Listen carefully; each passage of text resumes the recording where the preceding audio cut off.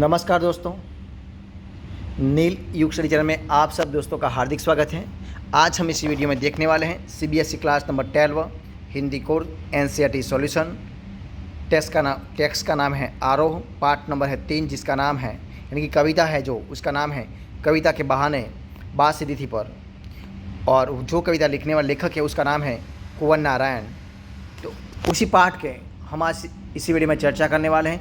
जो प्रश्न है उन प्रश्नों की इसी कविता के बहाने हम सारे प्रश्नों की और उनके आंसर की दोनों की चर्चा करने वाले हैं, तो वीडियो को जरूर देखना। देखिए, स्टार्ट करते हैं प्रश्नों की। सवाल नंबर 1 देखिए आपके सामने क्या है। इस कविता के बहाने बताइए कि सब घर एक कर देने के माने क्या है। तो देखिए उनका उत्तर क्या है। बच्चे खेल खेल में अपनी सीमा, अपने परायों का भेद भूल जाते हैं। वे एक जगह से दूसरी जगह बिना विचारे दौड़ते रहते हैं। उन्हें किसी के रोक टोक की चिंता नहीं रहती है। उसी प्रकार कविता भी शब्दों का खेल है। इसका क्षेत्र व्यापक होता है। उसे किसी का भय नहीं रहता। कलम को किसी बंधन में बांधा नहीं जा सकता। अतः कवि को कविता करते वक्त अपने पराये या वर्ग विशेष का भेद अथवा बंधन भूलकर लोकहित में कविता लिखनी चाहिए। इसी प्रश्न में उसकी चर्चा की गई है।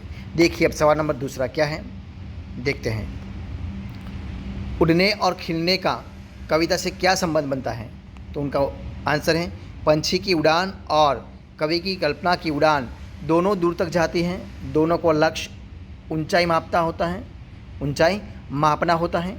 कविता में कवि की कल्पना की उड़ान होती है जिसकी सीमा अनंत होती है। इसीलिए कहा गया है कि जहाँ न पहुँचे रवि वहाँ पहुँचे कवि।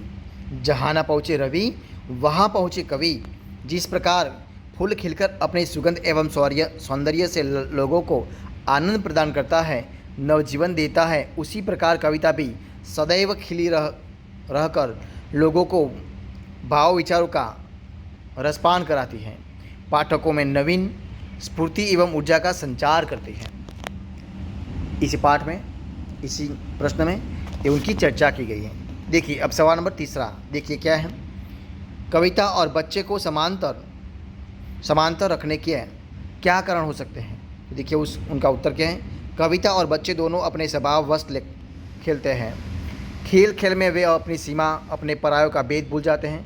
जिस प्रकार शरारती बच्चा किसी की पकड़ में नहीं आता, उसी प्रकार कविता में उलझा दी गई बात तमाम खुशियों के बावजूद समझने के योग्य नहीं रह जाती। चाहे उसके लिए कितने ही प्रयास किए जाए, वह एक शरारती बच्चे की तरह हाथों से फिसल जाती है।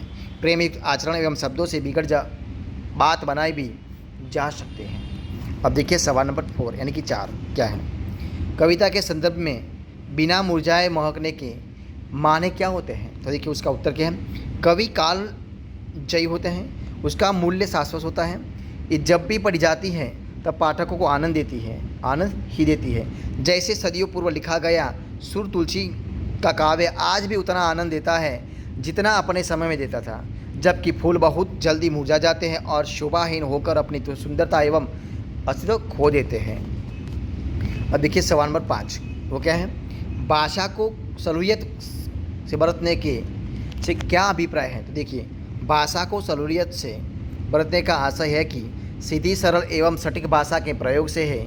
भाव के अनुसार उपयुक्त भाषा का प्रयोग करने वाले लोग ही बात के धनी माने जाते हैं। अब सवाल नंबर 6। बात और भाषा परस्पर जुड़े होते हैं, किंतु कभी कभी भाषा के चक्कर में सीधी बात भी टेढ़ी हो जाते हैं। वो कैसे, तो देखते हैं। अब देखते हैं सवाल नंबर 6 में। देखिए क्या है।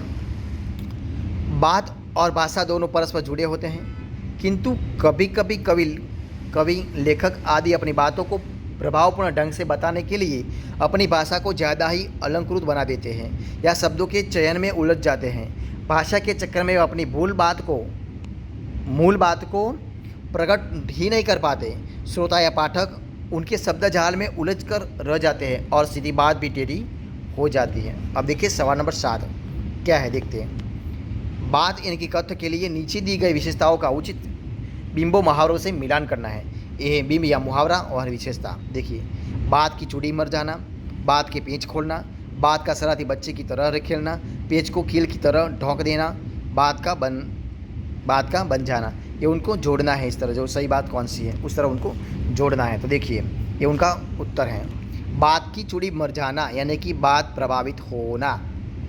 बातें की पेंच खेलना यानी कि बात को सहज और स्पष्ट करना। बात का शरारती बच्चे की तरह खेलना यानी कि बात का पकड़ में न आना। पैंच को कील की तरह ठोक देना यानी कि बात में कसावट का होना। बात का बन जाना यानी कि कथ्य और भाषा का सही सामंजस्य बनना, ये इस तरह बना देना। ठीक है, अब देखिए सवाल नंबर 8 क्या है। बात से जुड़े कई मुहावरे प्रचलित हैं, कुछ मुहावरों का प्रयोग आपको करना है। तो देखिए क्या है। बात का बतंगड़ बनाना यानी कि हमारी पड़ोसन का काम ही बात का बतंगड़ बनाना है। बातें बनाना यानी कि बातें बनाना तो कोई जीजाजी से ही सीखे यानी कि काका जी से ही सीखे, जो आप लिख सकते हैं। अब देखिए सवाल नंबर 9, व्याख्या करना है। कौन कौन सी है। जोर जबरदस्ती से बात की चूड़ी मर गई और वह भाषा में बेकार घूमने लगी। अब उनकी व्याख्या करना है इसी का भाई। तो देखिए, और वह भाषा में बेकार घूमने लगी। तो देखिए उत्तर क्या है। कवि कहते हैं कि एक बार वह सरल से सीधे कथ्य की अभिव्यक्ति करते समय भाषा के अलंकृत करने के चक्कर में ऐसा फंस गया कि वह अपनी मूल बात को ही प्रकट नहीं कर पाया और उसे कथ्य ही बदला सा लगने लगा।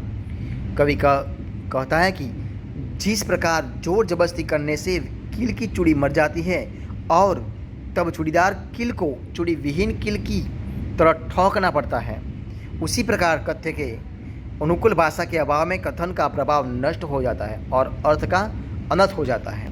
इस प्रकार लिख सकते हो। तो दोस्तों ये थे हमारे आज के सारे सवाल। तो अगर आपको मेरा इस वीडियो अच्छा लगा हो, पसंद आया हो, यूज़फुल लगा हो तो इस वीडियो को लाइक कीजिए, कमेंट कीजिए, आपके दोस्तों में बांट दीजिए और लास्ट में अब तक आपने इसी चैनल को सब्सक्राइब नहीं किया है तो वो सब्सक्राइब कर लीजिए और इसी चैनल से जुड़ जाइए, यानी कि आपको जो बगल में बेल आइकन दिया उनको भी प्रेस करना है, यानी कि जो भी नया वीडियो अपलोड हो सबसे पहले आपको मिल सके और उनका आप लाभ उठा सकें। तो दोस्तों इसी वीडियो को फर्स्ट से अंत तक देखने के लिए आप लोगों का बहुत बहुत धन्यवाद।